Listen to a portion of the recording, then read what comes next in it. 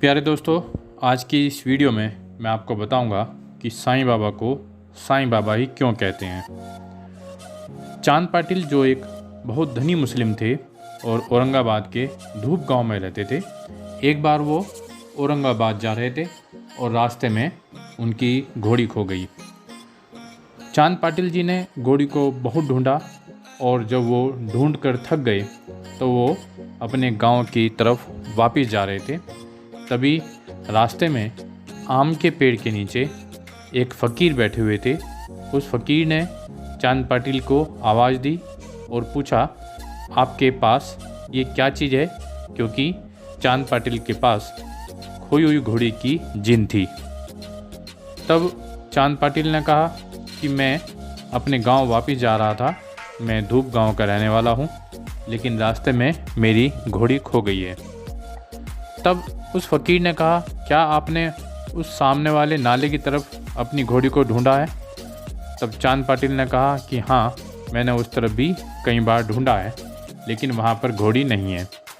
तब फ़कीर ने कहा, ज़रा एक बार और उस तरफ जाकर देखिए, क्या आपको वहाँ घोड़ी मिलती है?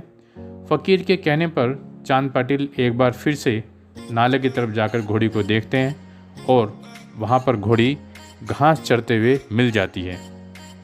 इस बात से चांद पाटिल के ऊपर फ़कीर की बातों का बहुत प्रभाव पड़ता है और चांद पाटिल को ये लगता है कि ये फ़कीर कोई साधारण पुरुष नहीं है, ये एक तेजस्वी पुरुष है। इसलिए वो घोड़ी के साथ उस फ़कीर के पास पहुंचते हैं।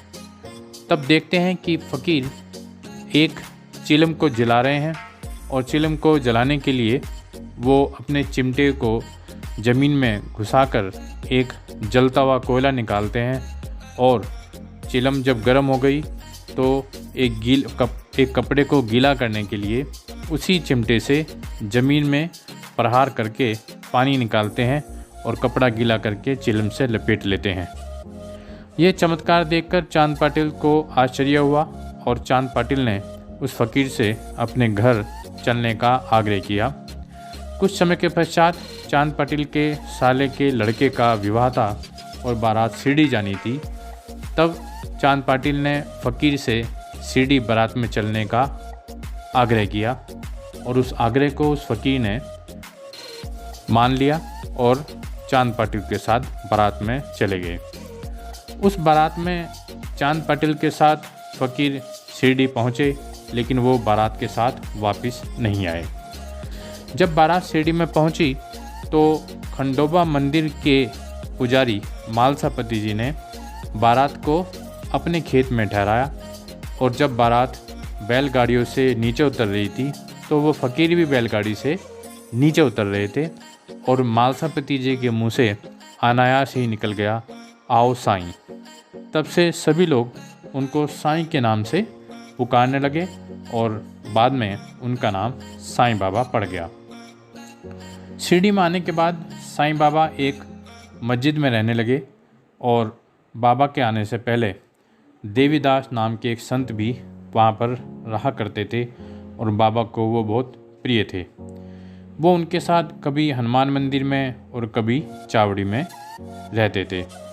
कुछ समय के बाद जानकीदास नाम के एक संत भी शिरडी में आए और साईं बाबा जी के साथ और कुछ समय बिताने लगे। जानकीदास कभी कभी बाबा के पास आ जाया करते थे।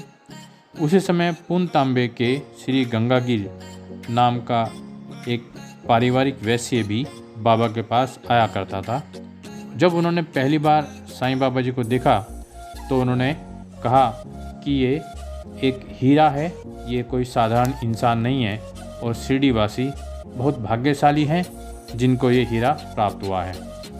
इसी प्रकार अक्कलकोट के एक प्रसिद्ध संत आनंद नाथ जी ने भी कुछ ऐसा ही लोगों को बताया कि ये साधारण से दिखाई देने वाले मनुष्य साधारण नहीं है और इसका अनुभव तुम्हें भविष्य में होगा।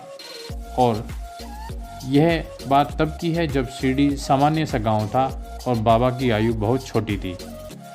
तरुणावस्था में साईं बाबा ने अपने केस कभी नहीं कटवाए और वह सदैव मस्त मलंग की तरह रहते थे और कभी कभी वो 3 मील दूर राहता जाते, वहाँ से गेंदा जाई और जूही के पौधे खरीद कर ले आते थे और जहाँ कहीं भी साफ़ ज़मीन दिखाई देती थी वो उन पौधों को वहाँ पर लगाकर उन्हें सींचा करते थे। वे स्वयं ही पानी लेकर आते थे और संध्या समय घड़ों को नीम के पेड़ के नीचे रख देते थे। जैसे ही घड़े वहाँ रखते वैसे ही वो फूट जाया करते थे क्योंकि वो कच्ची मिट्टी के बने होते थे। तात्या जो बाबा के भक्त थे वो उनको नए घड़े लाकर दिया करते थे। यह क्रम 3 वर्षों तक चला और साईं बाबा के अथक परिश्रम से वहाँ फूलों की एक सुंदर सी फुलवारी बन गई। आजकल उसी स्थान पर बाबा का समाधि मंदिर बना हुआ है। हजारों लोग प्रतिदिन आकर वहाँ नतमस्तक होते हैं। तो दोस्तों, ये कहानी थी जिसमें हमने ये बताया है कि साईं बाबा का नाम साईं कैसे पड़ा है, और ये कहानी श्री साईं सच्चरित्र के अध्याय नंबर 7 से ली गई है। धन्यवाद।